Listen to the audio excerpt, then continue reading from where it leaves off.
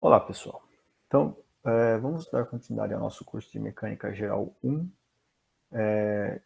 A partir de agora, vamos abordar aí o nosso último tema para a segunda prova, que é o tema de gravitação, né?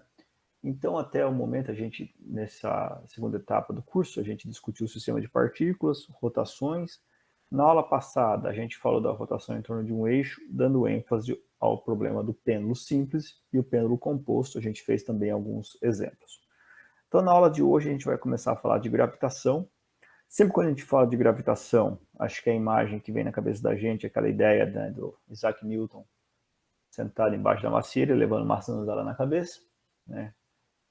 E na aula de hoje, então, a gente vai pegar e vai trabalhar todo o formalismo aí da gravitação, discutir forças gravitacionais e discutir também energia potencial gravitacional e o potencial gravitacional, tá? Então a gente vai começar a aula de hoje, né, colocando para vocês, basicamente, a informação sobre essa que é uma das forças fundamentais da natureza, né? Dizer então que no universo, né, toda e qualquer massa atrai uma a outra, né, através de uma força que é proporcional às massas e inversamente proporcional ao quadrado da distância entre elas, certo? Então, essa força que a gente vai chamar então de atração gravitacional, ela é na direção do eixo que liga essas duas massas e, como eu já falei, é uma das forças fundamentais da natureza. E como que a gente vê esse problema? Né? Vamos imaginar então que eu tenho uma massinha M1 aqui e em alguma posição eu tenho uma massinha M2. Tá? Se eu tenho um raio R12 que liga a massa 2 à massa 1, então eu vou chamar de R12 a diferença entre a posição da massa 1 e da massa 2. Tá legal? Então, o que eu vou ter é que a massa 1 vai atrair a massa 2, então a força F12 é a força que a massa 1 faz na massa 2, e essa força vai ser na direção desse R e com o sentido contrário. Eu vou falar para vocês então que a força que a massa 1 atrai a massa 2 é simplesmente menos G vezes M1 vezes M2 dividido pelo módulo dessa distância R12 ao quadrado na direção R12 chapéu.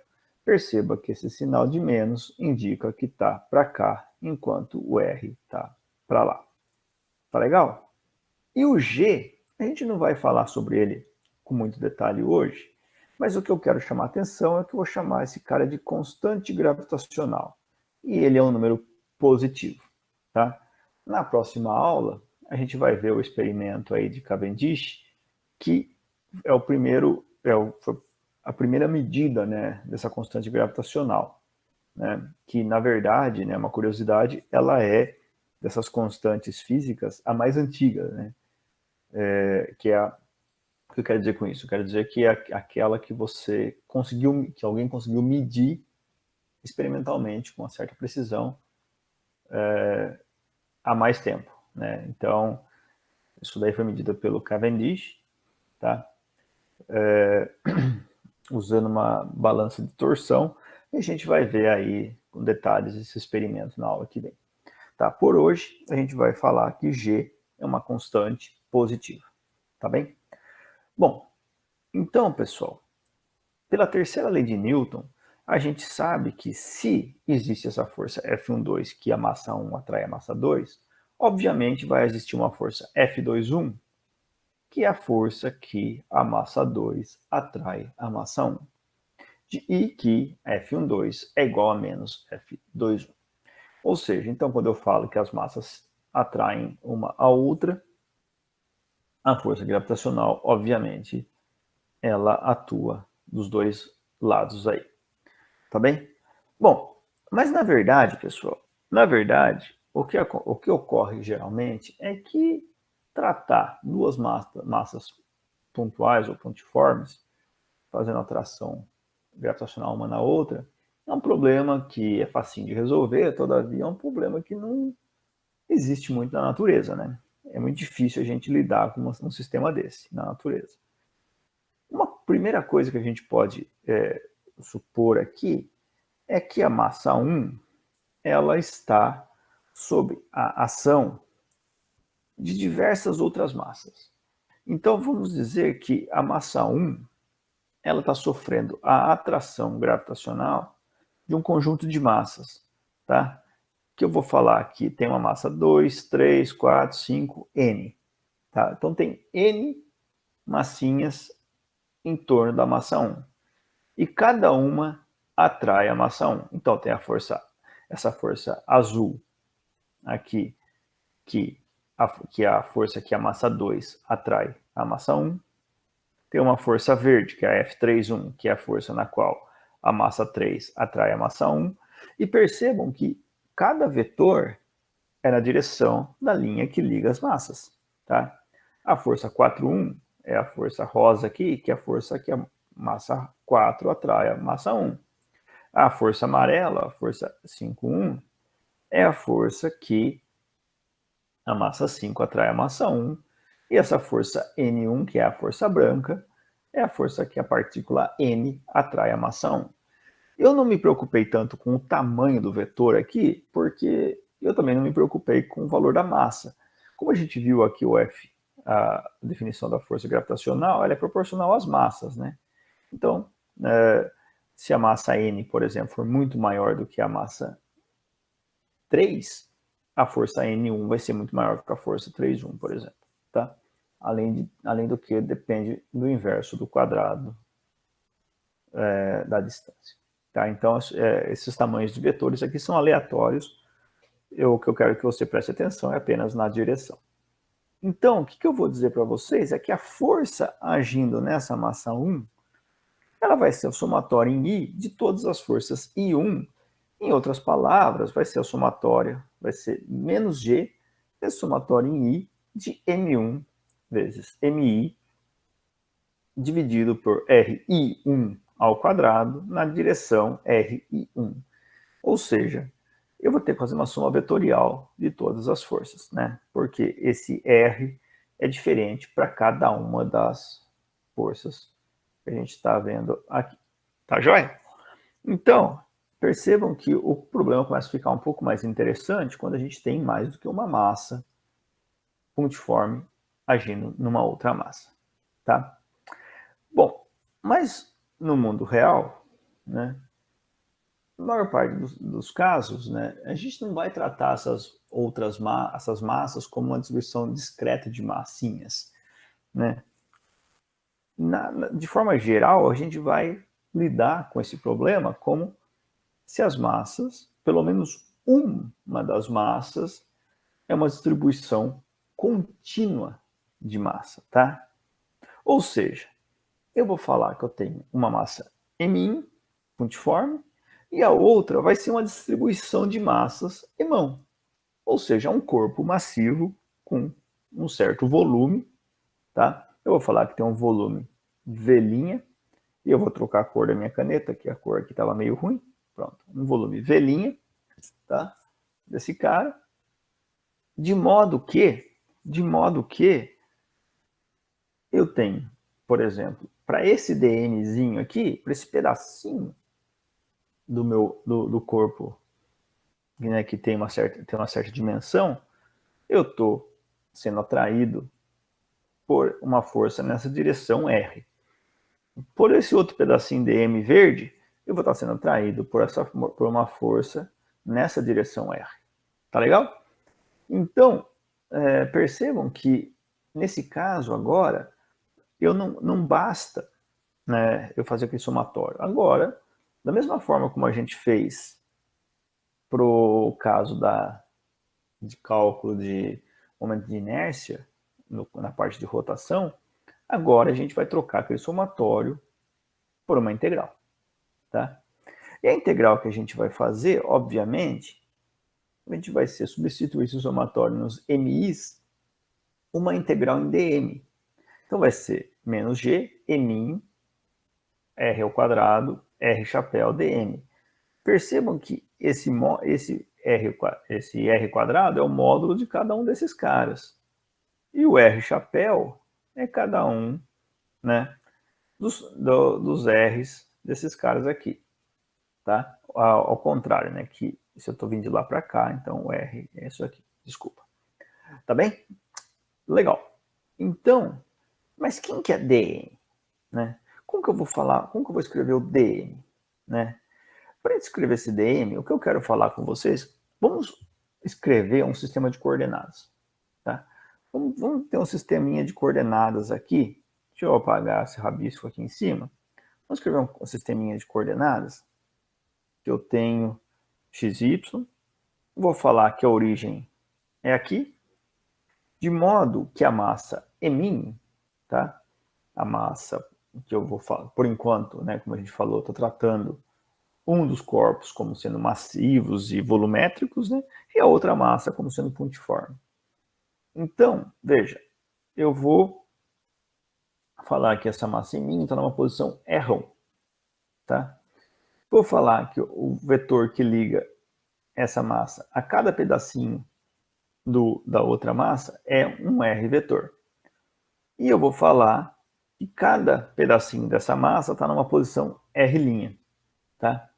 R', então, é a posição desse pedacinho em relação à origem, tá bem? Dessa forma, eu vou falar, então, que o corpo M ele tem uma certa densidade, essa densidade vai depender de x', y' e z', então não necessariamente esse corpo M tem a mesma densidade aqui e aqui. Então, como a posição dele é definida por esse vetor R', aqui tem um x', y', z', né? Aqui tem outro. Então, pode ser que o ρ nessa posição seja diferente do ρ nessa posição, tá? Nada... não existe motivo para eu dizer que a distribuição é uniforme, né? Ela pode ter um ρ que depende da posição, tá bem? Tá legal?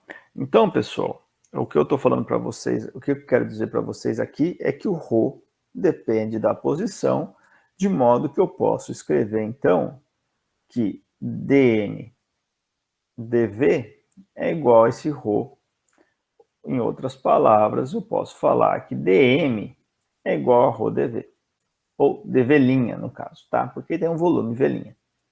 Sendo assim, eu posso reescrever essa equação aqui simplesmente como a integral em v', que é o volume desse cara, de m sobre r' menos r', ou seja, essas distâncias aqui, ρ de x', y', z', ou seja, para cada pedacinho desse volume' eu tenho um ρ diferente, R chapéu dv', tá?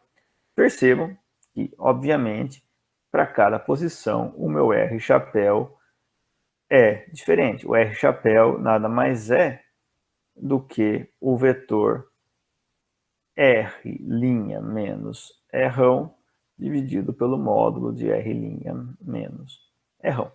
Tá bem?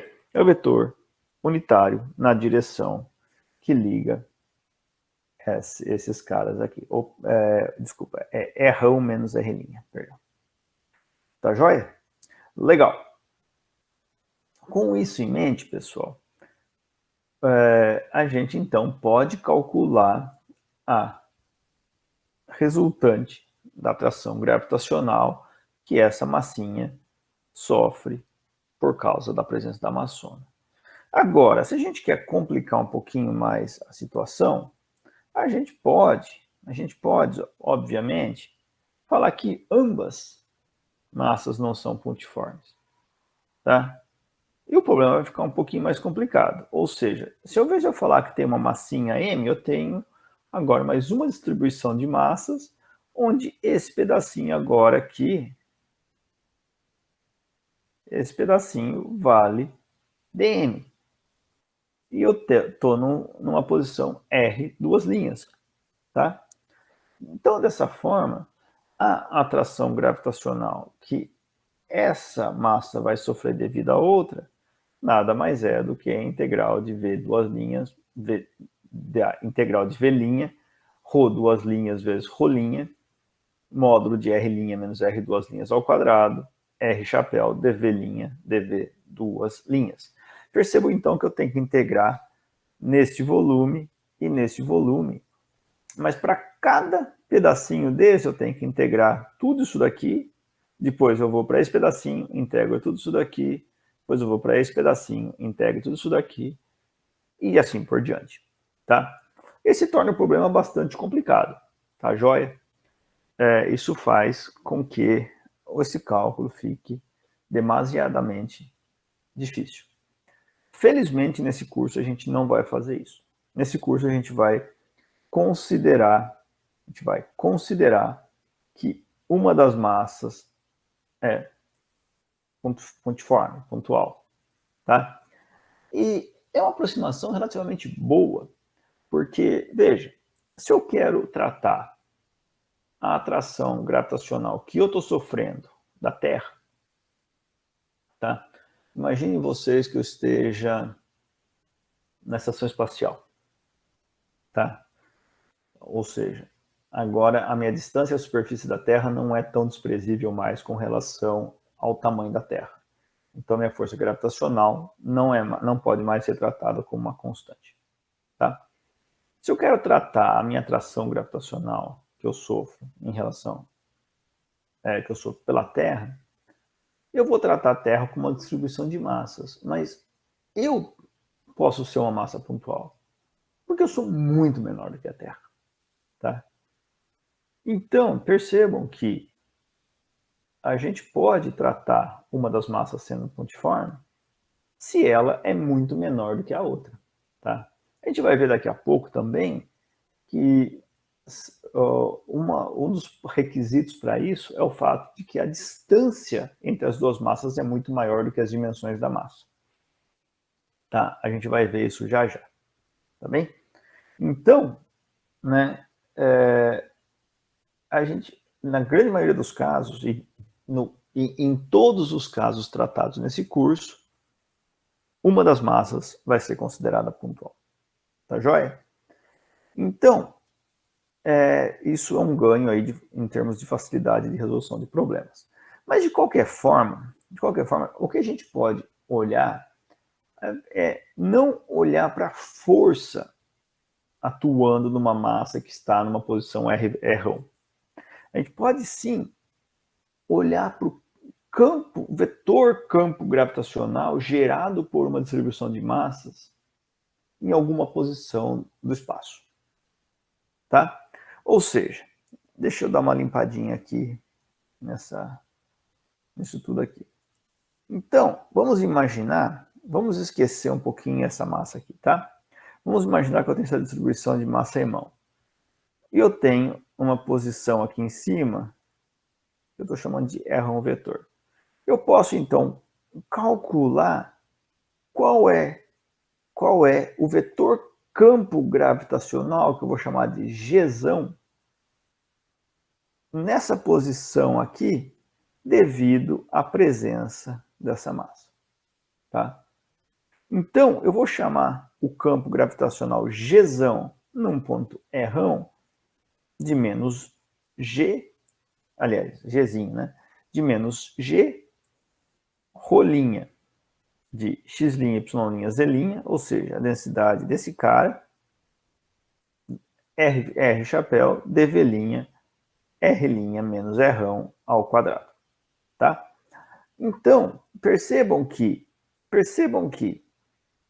a forma como eu escrevo o vetor G, o vetor campo gravitacional, ele lembra muito como eu escrevi no último slide a atração gravitacional quando uma das massas é pontiforme. Tá? Isso porque se eu coloco uma massa pontiforme M bem naquele ponto R, ou seja, se eu pego uma massa M e coloco ela aqui, a força gravitacional que essa massa M vai sofrer devido à presença dessa distribuição de massas em mão é simplesmente eminho G de errão. Tá bem? Então basta multiplicar a massinha por G de errão. Tá? A partir de agora, nessa discussão nossa de gravitação, a gente sempre vai assumir que uma das massas, a massa eminho, é uma massa pontiforme. Tá joia? Bem, pessoal, de qualquer forma, né, como a gente vai lidando com, a gente está lidando aí com tanto a força gravitacional quanto com o vetor campo gravitacional, a gente percebe uma coisa. A gente percebe que em ambos casos a gente envolve cálculo vetorial, certo? A gente, em nos dois casos, a gente tem a integral, aquele termo R vetor, que ora aponta para cá, ora aponta para cá, ora aponta para lá. Em cada momento esse R vetor aponta numa direção, tá? Por quê? Porque o R vetor, ele aponta na direção que liga a massa e o pedacinho, aliás, a massa pontiforme e o pedacinho, o DM daquela distribuição de massa, tá? E isso torna a integral um pouco mais complicada, tá? A gente pode lembrar também que a força de atração gravitacional é uma força conservativa. Se ela é uma força conservativa, a gente pode escrevê-la em termos de uma energia potencial. Certo? Então, a gente não precisa ficar se preocupando, em muitos casos, em lidar com o vetor, se a gente pode lidar com a energia potencial, que é uma grandeza escalar. Então, se a gente define uma energia potencial usão que depende de R, eu posso dizer para vocês que o F de R é igual a menos o gradiente em U de R. Então, se eu tiro esse gradiente de U em relação a R, eu tenho a força agindo nesse corpo. Tá? De forma análoga, tá? Eu vou definir algo que eu vou chamar de potencial gravitacional, que eu vou chamar de fisão de R. De modo que o G, o vetor campo gravitacional, eu vou falar que é menos o gradiente de fisão. Tá? Então, pessoal, vai ser muito mais interessante lidar com o potencial gravitacional ou a energia potencial gravitacional do que lidar com a força ou com o campo, o vetor campo, tá? Agora, né? O que facilita a nossa vida? Primeira coisa que facilita a nossa vida é lembrar que o G, que depende da posição R, ele é um G que depende do que ele está sempre na direção R chapéu. Ou seja, se eu tenho minha massinha em mim aqui, se eu tenho uma distribuição de massas aqui, tá? Se aqui é a posição R da minha massinha, tá? O G nesse ponto vai ser sempre nessa direção, que eu vou chamando aqui de menos R chapéu, tá? Então, a força gravitacional e o vetor campo, eles são sempre na direção radial, que liga as duas massas. Portanto, se eu lembro como escrevo o gradiente em coordenadas esféricas, tá? Eu escrevo assim, né? Quem não lembra, dá uma olhadinha aí no livro de cálculo 2, se eu não me engano. O gradiente em coordenadas esféricas, ele é escrito como del R em R chapéu, mais 1 sobre R del θ em θ chapéu, mais 1 sobre R sendo θ, del φ em φ chapéu. Se eu aplico esse cara no fisão, tá? Só lembrando, né, em coordenadas esféricas, o θ é a coordenada polar e o φzinho aqui é a coordenada azimutal. Tá? Então, perceba que isso daqui tem que ser igual a menos G de R no R chapéu, tá? Ou seja, não vou ter esse termo θ chapéu, não vou ter esse termo φ chapéu.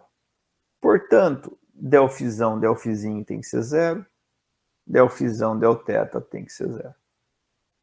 Portanto, eu concluo que o φ de Rão, vetor, ele é apenas um φ de R', onde o R' é o módulo do Rão vetor.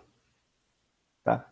Então, o φ depende apenas do módulo da distância entre as massas. Ele não depende do ângulo, não, ele depende apenas do módulo. Tá? Então, pessoal, isso facilita demais a nossa vida. Por quê? Perceba que, para uma massa pontual, eu tenho que o vetor campo gravitacional, ele é menos gzão emão sobre r ao quadrado na direção r chapéu. E eu sei que isso aí também, né, como o φ só depende de r, é dφ menos dφ dr na direção r chapéu. Certo? Legal. Com isso, eu posso então dizer que o potencial gravitacional é integral de G. Certo? Então, na verdade, eu vou como para ser mais correto, como o G é igual a menos gradiente de φ, o φ é igual a integral de G dr. Agora, como o G é na direção R chapéu, ele fica apenas a integral de G dr, não mais vetor. Tá? Porque é um G de R dr. Então, veja, eu fico com o φ de R menos um φ de R0 é igual a menos, está esquecendo do menos aqui, como sempre, menos integral de R0 até R de menos G vezes emão sobre R ao quadrado dr. Então, esse menos com esse menos vira mais. Integral de m sobre R ao quadrado dá menos m sobre R.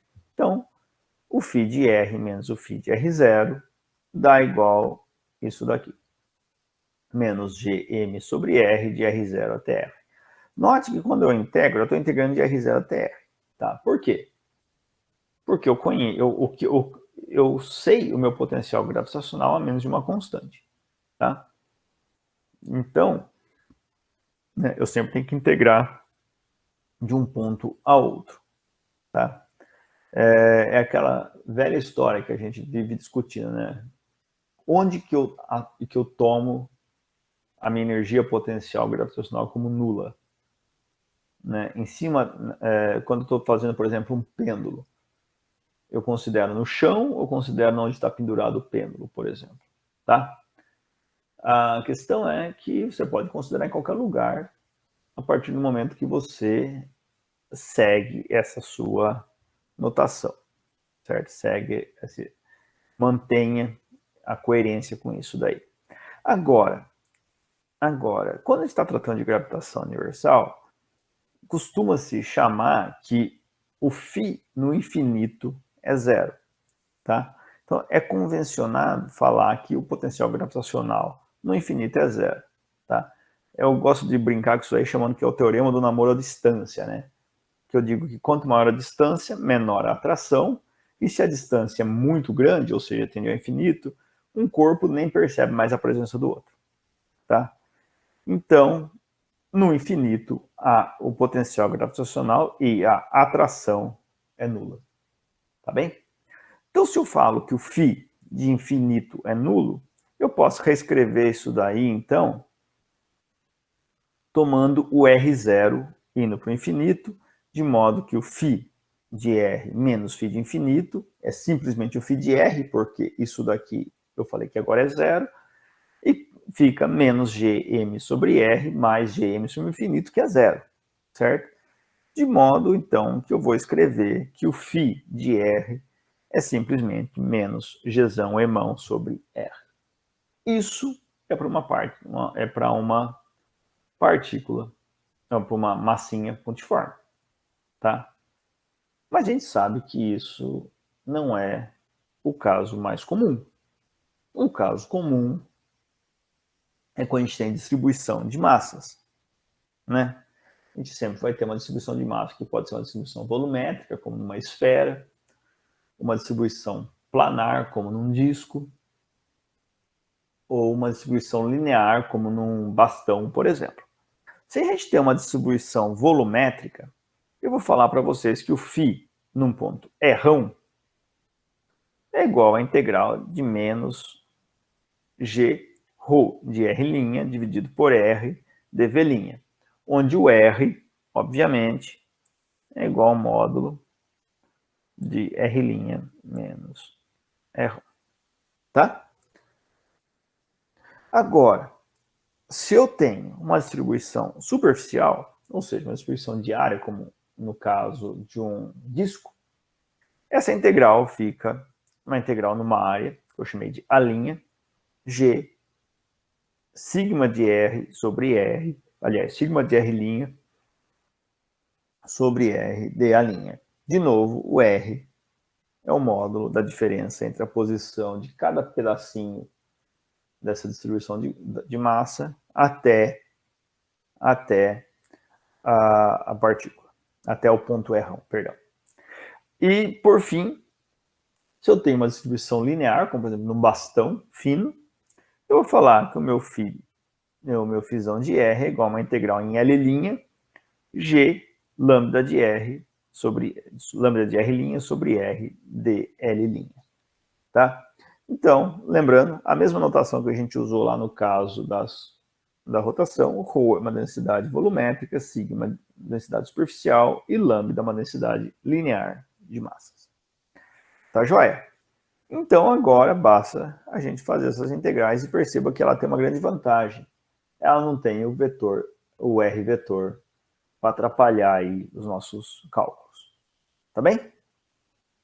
Bom, agora a gente já falou de potencial gravitacional, né?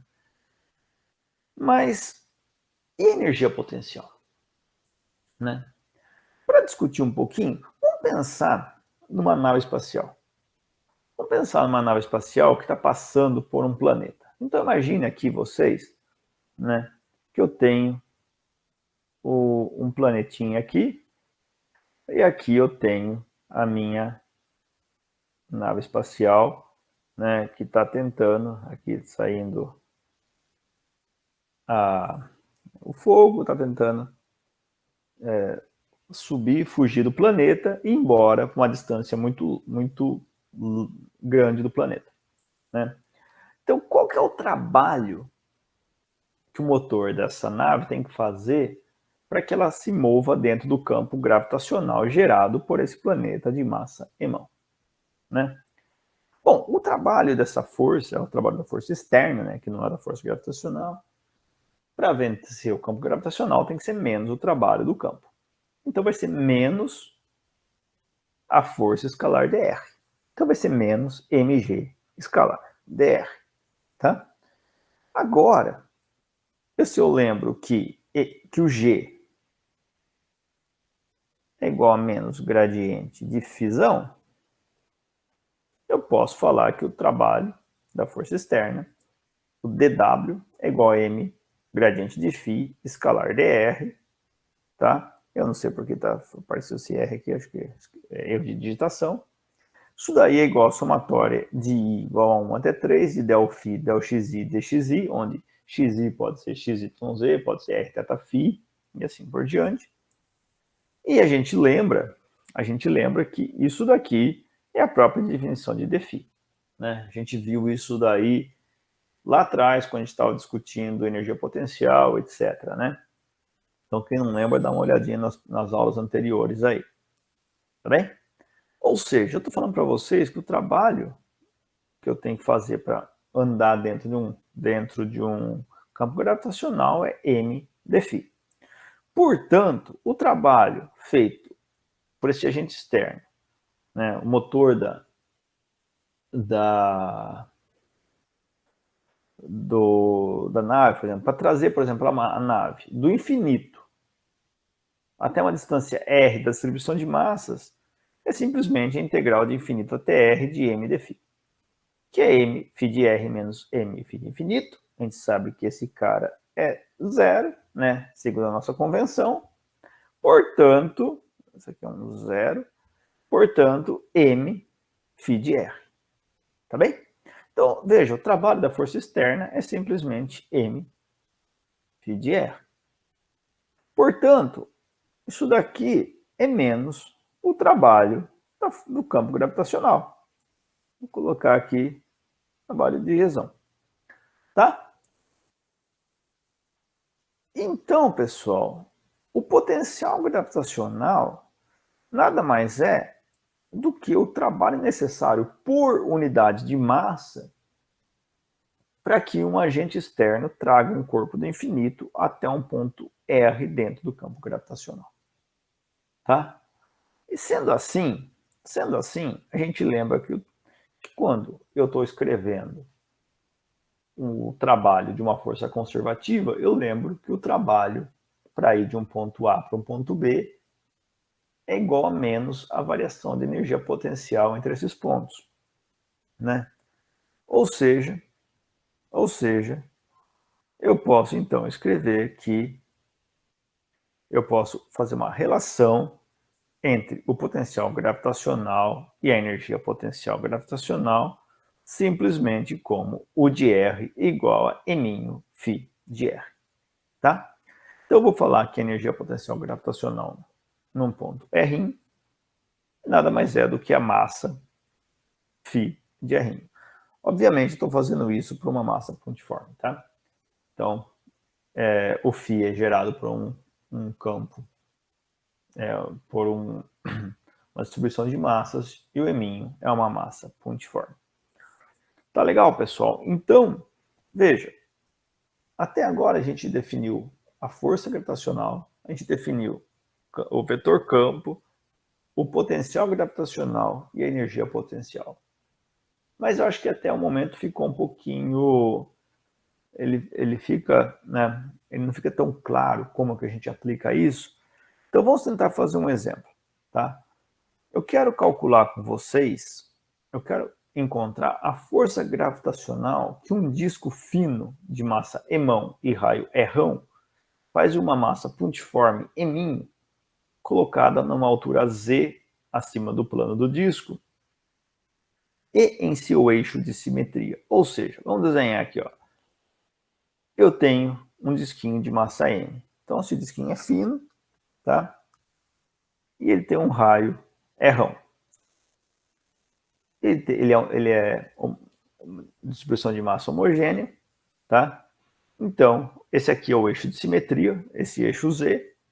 E eu vou colocar uma massinha pontiforme M a uma altura Zzinho do centro do disco.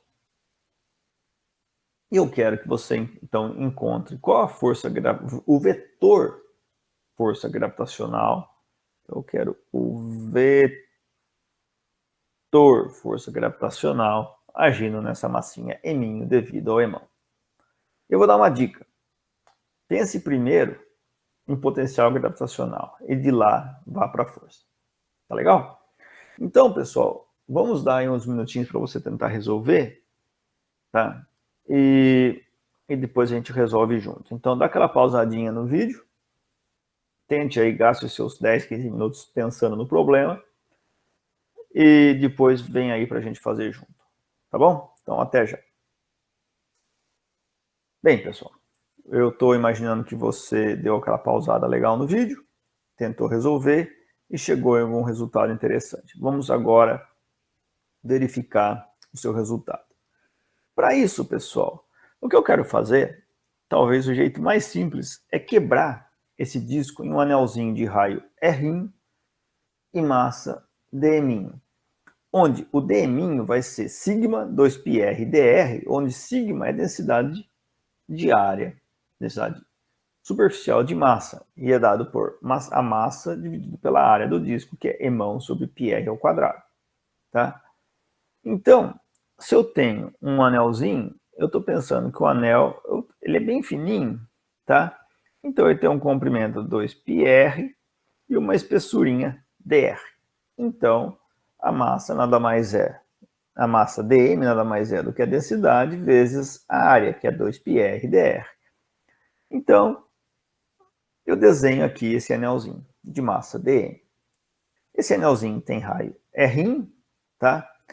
E agora, se você olha esse anel, né, e pega esse pedacinho aqui do anel, tá? Opa. Ou pega esse pedacinho do anel. Todos eles estão a uma distância R' do centro do anel, certo? Então, perceba que todos esses pedacinhos, eles estão à mesma distância da massa M'. Porque cada um deles tem R e Z formando um ângulo reto. Ou seja, a distância D entre cada pedacinho e a massa M' nada mais é do que raiz quadrada de Z ao quadrado mais R' ao quadrado. Tá legal? Isso vale para esse pedacinho aqui, isso vale para esse pedacinho, isso vale para esse pedacinho. Todos eles estão a uma distância D. Ou seja, eu posso dizer então que o potencial gravitacional em Z, devido a esse anel cor-de-rosa que eu desenhei aí, é simplesmente um dφ, que é igual a menos G dm, onde dm é a massa desse anelzinho, dividido por D, onde o D está dado aqui em cima. Substituindo, então, fica menos G dm sobre raiz quadrada de Z quadrado mais R ao quadrado. Tá? Agora, o dm está aqui, né? Onde o sigma está aqui. Eu posso fazer essa substituição e escrever, então, que o dφ, devido ao anelzinho cor-de-rosa, nada mais é do que E sobre πr ao quadrado, vezes 2πr de R' sobre raiz quadrada de Z quadrado mais R' ao quadrado. Eu posso cancelar π com π, tá? E agora, basta integrar, certo? Então, para a gente encontrar o φ, né, para a gente encontrar o potencial gravitacional devido ao disco, basta que eu integre, né, ou seja, eu some todos os disquinhos de raio 0 até raio R1. Ou seja, o φ em Z vai ser a integral de 0 a R1 de menos G E sobre R ao quadrado, 2π R, 2R de R sobre raiz quadrada de Z ao quadrado mais R ao quadrado. Para fazer essa integral, talvez a substituição mais simples é chamar um uzinho de R sobre Z ao quadrado, de modo que du é 2πr, falei π de novo, 2R dr dividido por Z quadrado, tá? E eu faço a substituição lá na integral, então agora, onde ia até R, vai até R ao quadrado sobre Z quadrado, e eu substituo 2R dr por Z quadrado du, e eu substituo esse cara aqui por 1 mais U quadrado. Tá bem? Então, essa integral fica simplesmente isso daí. Eu acho que eu esqueci nessa fórmula aqui de tirar um Z aqui fora, né? Então tem um Z aqui. Legal. Bom, então a gente faz agora essa integral, e essa integral dá simplesmente menos Gm sobre R ao quadrado. Aqui é só Z, tá? Eu coloquei um quadrado aqui, esqueci. Menos Gzão E sobre R ao quadrado. 2Z raiz quadrada de 1 mais U avaliado entre 0 e R ao quadrado sobre Z quadrado. Que dá simplesmente 2Gzão M sobre R ao quadrado, raiz quadrada de Z quadrado mais R ao quadrado, menos Z. Então percebam, pessoal, que isso daqui é o potencial gravitacional nesse ponto Z devido ao disco. Em nenhum momento aqui eu falei da massinha, perceba, tá? Agora, para encontrar a força gravitacional, eu tenho que lembrar que a força é igual a menos m gradiente de φ. Agora, tem duas coisas. Primeiro, vamos imaginar aqui, olha, eu vou pegar aqui uma cor vermelha. Vamos pegar essa massa aqui e essa massa aqui, tá? Uma está puxando para cá, outra está puxando para cá. A distância entre essa massa e a distância entre essa massa e essa é idêntica, tá? O que acontece? Acontece que a componente nessa direção se cancelam e as componentes nessa direção se somam, tá? Isso me indica que a força resultante, porque para qualquer pedacinho desse lado vai ter um pedacinho desse lado que vai fazer a mesma coisa. Isso indica, então, que a força resultante deve ser na vertical, ou seja, deve ser na direção Z. Tá? E perceba que isso não é surpresa, porque o meu φ é um φ de Z.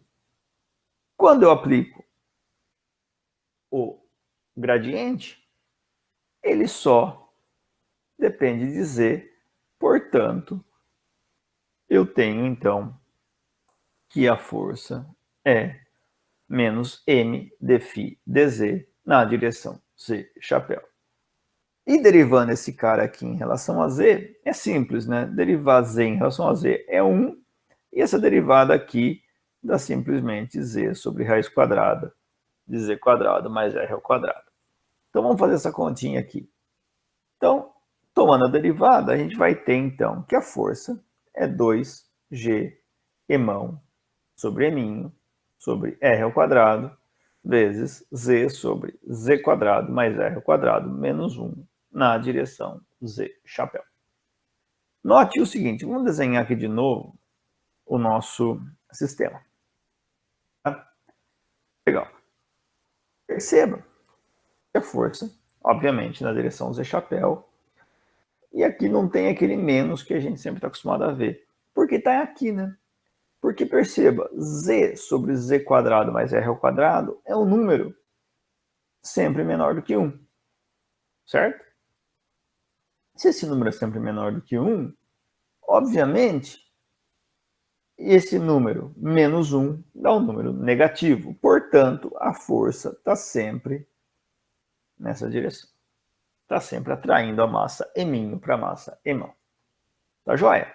Esse resultado ele pode soar um pouquinho estranho, né? Ele foge um pouquinho daqueles que a gente está acostumado a ver, mas vamos dar uma olhada nos casos extremos. Tá? Vamos olhar, por exemplo, o caso onde o Zzinho é muito maior do que o Rão. Então vamos dizer que a massinha está lá numa altura lá em cima, bem longe, bem longe, bem longe. Se a gente usa o nosso senso crítico, a gente há de concordar que se a massa está muito longe do disco, se a distância Z é muito maior do que o Rão, as dimensões do disco param de ser tão importantes. Ou seja, como eu falei lá no começo da aula, o disco vai poder ser considerado uma massa pontual. Vamos ver se isso é verdade? Bom, se o Z é muito maior que o Rão, eu vou reescrever a minha força assim, olha. Eu vou pegar e vou tirar o Z fora aqui, de modo que fica Rão ao quadrado sobre Z quadrado. Eu tinha tirado o Z, que tinha um Z aqui, cancelou, virou 1. Certo? Agora, se eu pego esse termo aqui e expando para R muito menor do que Z, a expansão de 1 sobre raiz quadrada de 1 mais U é aproximadamente 1 menos meio de U. Certo? Isso aí por expansão em séries de Taylor. Tá? Quem não lembra disso, vai lá e faz isso em casa. Perceba que isso é exatamente o valor que a gente chega. Agora o U é R ao quadrado sobre Z quadrado, né? Esse cara aqui. Se eu substituo, então fica 2G eminho sobre R quadrado, que é esse cara aqui, vezes 1 menos meio de U, então fica 1 menos meio de R ao quadrado sobre Z quadrado, menos 1. Agora esse 1 cancela com esse 1, esse 2 cancela com esse 2, esse R ao quadrado cancela com esse R ao quadrado, portanto, esqueci de um menos aqui, portanto,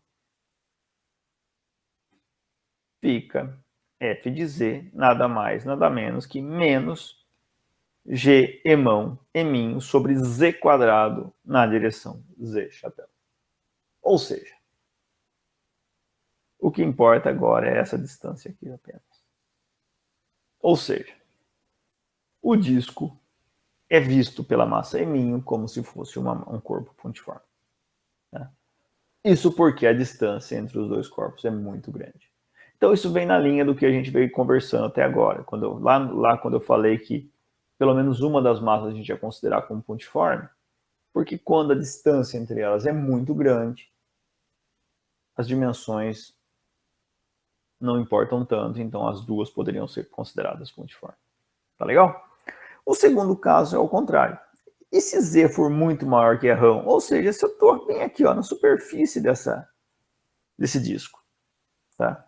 Então agora, eu não vou nem expandir muito. Ó, se o R é muito maior que o Z, aqui esse Z some, fica só o R ao quadrado, e esse termo aqui tende a zero, porque vai ficar Z sobre R. Z é muito menor que R, esse termo tende a zero, de modo que a força se reduz a isso daqui. Menos 2 Gzão emão sobre eminho sobre R ao quadrado na direção Z chapéu.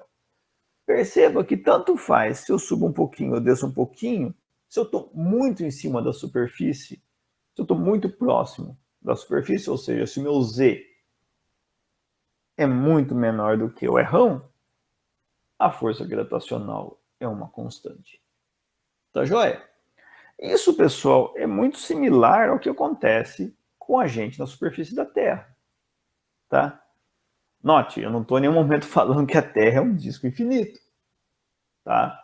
Vamos alguém aí falar que, segundo a aula do professor Lázaro, a Terra é plana. Pelo amor de Deus, hein? Não vamos falar essas bobagens por aí, hein? Eu sei que tem uns malucos aí que adoram usar qualquer coisa para justificar qualquer bobagem que eles falam, mas o que eu quero chamar a atenção de vocês é o seguinte, imagina, o raio da Terra é 4.000 quilômetros, aproximadamente, certo? Se a gente sobe 10 metros, isso é nada perto desse raio. Então, a força da gravidade que a gente sofre é praticamente constante. Então, a força da gravidade na superfície da Terra é aproximadamente constante. E eu fiz aqui para um disco, né? Mas se você faz para uma esfera, né? Vai dar a mesma coisa. Se a sua altura da superfície da esfera é aproximadamente muito menor do que o raio da esfera, obviamente a força da gravidade vai dar uma constante. Tá joia, pessoal?